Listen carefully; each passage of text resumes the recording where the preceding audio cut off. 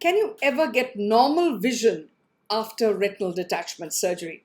This is Dr. Anina Abraham from Advanced Retina Care. We're doing a patient education series on retinal detachment. The answer is yes. You can get absolutely normal vision after retinal detachment surgery.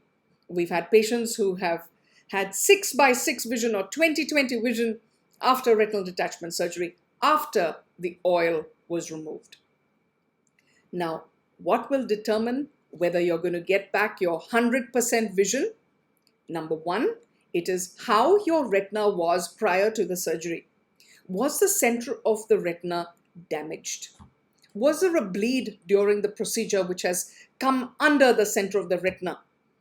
If there is a problem with the center of the retina, called the macula, or if there is a problem with the optic disc or the optic nerve, these can directly affect visual recovery. Is your retina fully attached, or is there still some retinal detachment?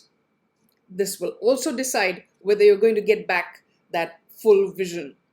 But definitely, surgery has become so advanced that you can get back 100% vision after retinal detachment surgery.